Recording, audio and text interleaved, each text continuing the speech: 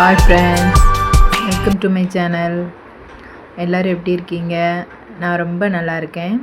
இன்றைக்கி நம்ம சேனலில் என்ன வீடியோ பார்க்க போகிறோன்னா, ஒரு ஃபுல் டே விலாக் தான் பார்க்க போகிறோம். டியூஸ்டே காலையிலேருந்து நைட்டு வரைக்கும் என்னோடய ரொட்டீன் லைஃப் வந்து எப்படி இருக்குது அப்படின்னு ஷேர் பண்ணிக்கலாம் அப்படின்னு இந்த வீடியோ எடுத்திருக்கேன் ஃப்ரெண்ட்ஸ். இப்போ தான் ஃபஸ்ட் டைம் என் சேனலை பார்க்குறீங்கன்னா என்னோடய வீடியோவுக்கு லைக் பண்ணுங்கள், ஷேர் பண்ணுங்கள், என்னோடய சேனலை சப்ஸ்கிரைப் பண்ணி வாங்க வீடியோக்குள்ளே போகலாம். காலையிலே ஒரு சின்ன குட்டி கோலத்தோடு இன்றைக்கி என்னோடய காலையில் பொழுது ஸ்டார்ட் ஆகுது. அப்புறம் கொஞ்சம் நேரம் கோலம் போட்டு கொஞ்சம் நேரம் பசங்க கூட அப்படியே ரிலாக்ஸ் ஆகிட்டு காலையில் டிஃபன் செய்ய ஸ்டார்ட் பண்ணிட்டேன். இன்றைக்கி காலையில் எங்கள் வீட்டில் என்ன சாப்பாடுனா இட்லியும் தேங்காய் சட்னியும் தான். எல்லாத்துக்கும் ஆளுக்கு 2 இட்லி வச்சு கொடுத்து நானும் சாப்பிட்டு முடிச்சிட்டேன். அப்புறம் டிஃபன் சாப்பிட்டு முடித்த உடனே எனக்கு வந்து கண்டிப்பாக காஃபி குடித்தா ரொம்ப பிடிக்கும். யாரெலாம் இதை மாதிரி லைக் பண்ணுவீங்க அப்படின்னு கமெண்ட்டில் சொல்லுங்கள். டிஃபன் சாப்பிட்டுட்டு ஒரு காஃபி குடித்தா ரொம்ப நல்லா ரிலீஃபாக இருக்கும். அதனால் எனக்கும் என் ஹஸ்பண்டுக்கு மட்டும் கொஞ்சம் காஃபி போட்டுட்டேன். காஃபி போட்டு காஃபியை குடிச்சிட்டு அப்படியே ரிலாக்ஸாக காலையில் எல்லா வேலையும் கொஞ்சம் முடிச்சிட்டு ரிலாக்ஸாக உட்காந்து காஃபி குடிக்கும்போது அந்த ஃபீலிங்கே தனி சுகம். அது நல்லா இருக்கும். அப்படியே வேடிக்கை பார்த்துட்டே காஃபி குடிக்கிறது, இல்லைனா டிவி பார்த்துட்டே காஃபி குடிக்கிறது. அது நீங்கள் ட்ரை பண்ணி பாருங்கள் ஃப்ரெண்ட்ஸ். அப்புறம் எனக்கெலாம் இருக்கிற பெரிய டாஸ்க்கே இந்த துணி மடிக்கிறது தான். ஒரு 11 மணிக்கு போல் இந்த துணியெல்லாம் மடிச்சிடலான்னு உட்காந்தேன் ஃப்ரெண்ட்ஸ். துணியெல்லாம் மடித்து வச்சுட்டு அப்புறம் ஒரு 12:30க்கு போல் சரி கொஞ்சம் துணி இருந்தது, அதையும் மிஷினில் போட்டுட்டு சாப்பாட்டுக்கு வந்து அரிசியும் பருப்பும் ஊற வச்சுட்டேன். ஊற வச்சு பொங்கும்போது அரிசி வந்து கொஞ்சம் சாஃப்டாக இருக்கும். அப்புறம் நல்லா என்ன சொல்கிறது, சீக்கிரம் வெந்துடும். எங்கள் வீட்டில் வந்து எல்லோரும் நல்ல பொலன்னு கேட்பாங்க. அப்படிங்கும்போது வெந்து வேகாமலும் இருக்கும். இப்படி நனைய போட்டு நம்ம பொங்கும்போது அது கொஞ்சம் சாஃப்ட்னஸ் கொடுக்கும். அதுக்கப்புறம் இதில் ஒரு ரெசிபி வீடியோ ஷேர் பண்ணியிருக்கேன் ஃப்ரெண்ட்ஸ். என்னென்னா பருப்பு குழம்பு என்னோடய ஸ்டைலில் எப்படி வைக்கிறதுன்னு தான். அதுக்கு முதல்ல ஒரு குக்கரில் கொஞ்சமாக துவரம்பருப்பு, 2 தக்காளி, மஞ்சள் பொடி, அப்புறம் காயப்பொடி இவ்வளோ போட்டு ஒரு 3 விசில் எடுத்து நல்லா விட்டு எடுத்துக்கோங்க. அப்புறம் அதை நல்லா கடைஞ்சி எடுத்துட்டு தேவையான அளவு தண்ணி ஊற்றி அடுப்பில் வச்சு கொதிக்க விடுங்க. அது கொஞ்சம் நல்லா கொஞ்சம் நார்மல் மூடி வச்சு கொதிக்க விடுங்க. அப்புறம் ஒரு மிக்ஸி ஜாரில் ஒரு 10 துண்டு சின்ன வெங்காயம், அப்புறம் ஒரு 5-6 பல் பூண்டு, அப்புறம் ஒரு 3 மிளகா வந்து உங்கள் காரத்துக்கு ஏற்றாப்புல போட்டுக்கோங்க. ஏன்னா இதில் மிளகா மட்டும்தான் நம்ம சேர்க்குறோம் காரத்துக்காண்டி. அதனால் கொஞ்சம் ஜீரகம் இவ்வளோத்தையும் இந்த மாதிரி கொஞ்சம் கோஸாக, கொஞ்சம் குறன்னு இல்லாமல் நைஸாகவும் இல்லாமல் இந்த மாதிரி அரைச்சி எடுத்துக்கோங்க. அந்த பருப்பு கொதித்த உடனே இந்த அரைச்சதெல்லாம் பருப்பில் போட்டு இன்னும் கொஞ்சம் நேரம் வேக விடுங்க. அது ஒரு 5 நிமிஷம் கொதிக்கட்டும். கொதித்து கொஞ்சம் நல்ல கொஞ்சம் வற்றி வரும்போது நான் இன்றைக்கி கொஞ்சம் தண்ணியாக வச்சுருக்கேன். ஏன்னா நான் இன்றைக்கி வச்சுருக்க ஷைடிஸ் அப்படி, அதை பின்னாடி சொல்கிறேன். அதுவும் ரெசிபி ஷேர் பண்ணியிருக்கேன்.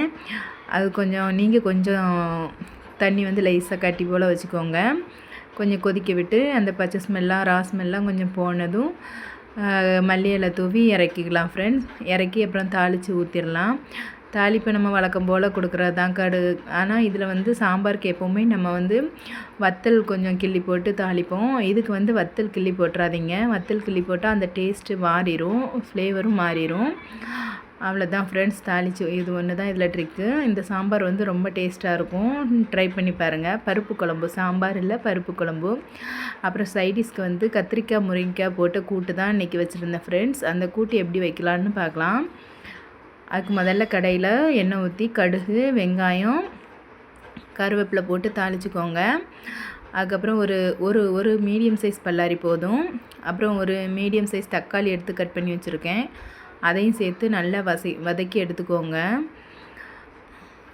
இந்த முருங்கைக்காய் கத்திரிக்காய் கூட்டு வந்து ரசம் சாதம், சாம்பார் இது எல்லாத்துக்குமே ரொம்ப டேஸ்ட்டாக இருக்கும்.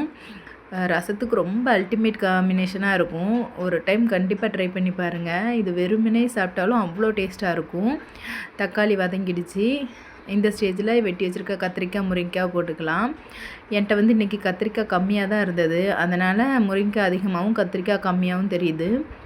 நீங்கள் வந்து ரெண்டையுமே ஈக்குவல் அளவில் எடுத்துக்கோங்க. அதை போட்டு வதக்கிட்டு சாம்பார் பொடி கொஞ்சமாக போட்டுக்கோங்க. அப்புறம் வீட்டில் அரைச்ச குழம்பு மிளகாத்தூள் இல்லை உங்கள்கிட்ட என்ன குழம்பு மிளகாத்தூள் இருக்கோ அது சேர்த்துக்கோங்க. அது கூட ஒரு ஸ்பூன் மஞ்சள் தூள் போட்டு தேவையான அளவு தண்ணி ஊற்றிக்கோங்க. இந்த காய் வேகிறதுக்கு தேவையான அளவு தண்ணி ஊற்றினா மட்டும் போதும். கொஞ்சம் ஊற்றி கிளறி மூடி வச்சுருங்க. காய் ரெண்டும் நல்லா வெந்து வரட்டும். காய் நல்லா வெந்து வந்ததும் தேவையான மசாலா வந்து ஆட் பண்ணிக்கலாம். என்ன மசாலான்னு பார்க்கலாம்.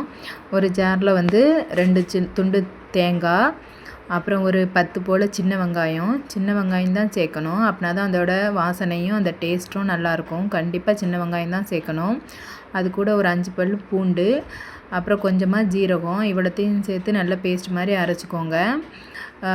இந்த மாதிரி இந்த காட்டியிருக்கேன்ல இந்த மாதிரி கன்சிஸ்டன்சியில் அரைச்சி வச்சுக்கோங்க. அந்த காய் வெந்து சுண்டி வரும்போது இந்த தேங்காய் விழுது அரைச்சதெல்லாம் சேர்த்து நல்லா கிளறி விடுங்க. கிளறி விட்டு ஒரு மூடி போட்டு ஒரு 2 நிமிஷம் வேகட்டும். அவ்வளோதான். இப்போ முருங்கைக்காய் கத்திரிக்காய் கூட்டு ரெடி. இந்த கூட்டு வந்து வெறும் சாதத்தோடு வெறுமனே பசைஞ்சு சாப்பிடவும் நல்லா டேஸ்ட்டாக இருக்கும். நம்ம ரசம், இந்த பருப்பு சாம்பார் அதுக்கெலாம் ரொம்ப அல்டிமேட் காம்பினேஷன் இது. ஒரு தடவை ட்ரை பண்ணி பாருங்கள், ரொம்ப டேஸ்ட்டாக இருக்கும். எனக்கு வந்து இது என்னோடய அத்தை சொல்லி தந்தாங்க இந்த ரெசிபி. அவங்கக்கிட்ட இருந்து சுட்டது தான். அவ்வளோதான், சாப்பாடு எல்லாம் ரெடி ஆகிடுச்சு.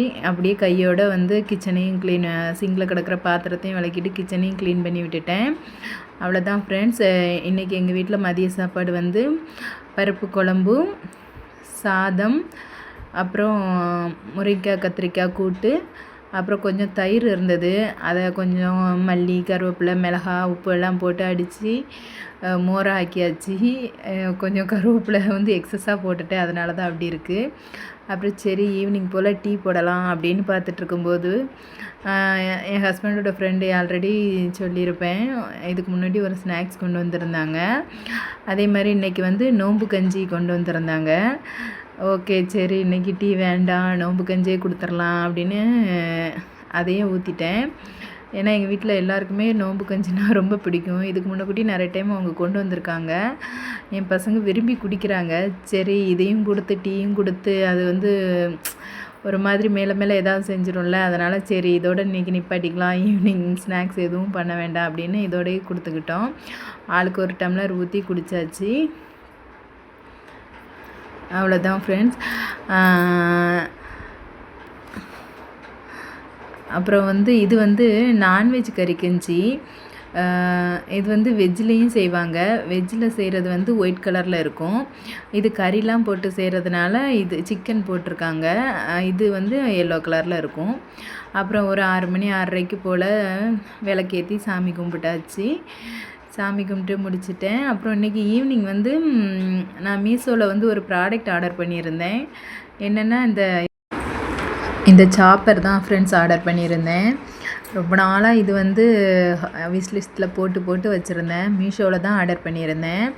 இது 110 ரூபான்னு வாங்கியிருந்தேன். சரி கொஞ்சம் ஆம்லேட்லாம் போடும்போது வெங்காயம் வந்து ஈஸியாக கட் பண்ணி நறுக்கிக்கிடலாம் அப்படின்னு ரொம்ப நாளாக போட்டு வச்சுருந்தேன். அது இப்போ தான் ஆர்டர் பண்ணுறதுக்கே நேரம் வந்திருக்கு.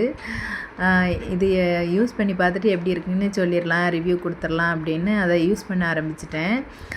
வெங்காயம் வந்து பல்லாரி வெங்காயம் போட்டு நறுக்கி பார்த்தேன். அது இந்த அளவுக்கு நறுக்கியிருக்கு. அதுக்கப்புறம் ஒரு தக்காளி போட்டு நறுக்கி பார்த்தேன். இன்னொன்று என்னென்னா ஒன்று தான் நான் போட்டு ட்ரை பண்ணி பார்த்தேன். ஒன்றுங்கும்போது அது அடியில் போயிடுது, அதனால் கொஞ்சம் அரைக்க கஷ்டப்பட்டுச்சு. நம்ம இப்போ கொஞ்சம் ஃபில் பண்ணி போட்டோன்னா அது கொஞ்சம் ஈக்குவலாக அரைஞ்சிரும் போல். அப்புறம் நேற்று என் பையன் வந்து தோசை சுட்டு கொடுத்தேன்னா, டெய்லி வீட்டில் இட்லி தோசை இல்லைன்னா பூரி சப்பாத்தி இப்படியே தான் இருக்குது, புதுசாக ஏதாவது செய்கிறீங்களான்னு ஒரே அழுக. அதான் இன்றைக்கி காரப்பணியாரம் செஞ்சு கொடுத்துர்லான்னு கொடுத்தாச்சு. இது எப்படியும் அதே மாவு தான். அதுக்கு வந்து சின்னதாக கடாயில் வந்து கடுகு, ஜீரகம், கடலைப்பருப்பு, உளுந்தம்பருப்பு, வெங்காயம், தக்காளி, கருவேப்பிலை எல்லாம் போட்டு வதக்கி மாவில் கொட்டி பணியாரம் சுட்டு கொடுத்துட வேண்டியது தான். நான் வந்து பணியாரம் சுட்டு ரொம்ப நாள் ஆச்சு. அந்த கல் வந்து பணியாரக்கல் எப்படி இருக்குதுன்னு தெரியல, அதனால் மாவு கூட வந்து நான் ஒரு முட்டையும் ஆட் பண்ணிக்கிறேன். இந்த மாதிரி கல் பலகலை சுட்டு ரொம்ப நாள் ஆச்சு, வருமோ வரலான்னு தெரியலை. அப்படிங்கும்போது இந்த மாதிரி ஒரு முட்டை ஆட் பண்ணும்போது அந்த கல் வந்து நல்லா வந்துடும். இந்த டிப் வந்து ட்ரை பண்ணி பாருங்கள். நீங்கள் தனியாக ஒரு முட்டையை ஊற்றி போட்டு பார்த்துட்டு கூட அப்புறம் மாவு ஊற்றலாம். அவ்வளோதான் ஃப்ரெண்ட்ஸ். இதான் இன்றைக்கி எங்கள் நைட்டு டின்னர். இதோட என் விலாகை முடிச்சுக்கிறேன். என்னோடய வீடியோ பிடிச்சிருந்தா சப்ஸ்கிரைப் பண்ணி சப்போர்ட் பண்ணுங்கள் ஃப்ரெண்ட்ஸ். மறுபடியும் இன்னொரு இன்ட்ரெஸ்டிங்கான விலாகில் சந்திப்போம் ஃப்ரெண்ட்ஸ். பாய்.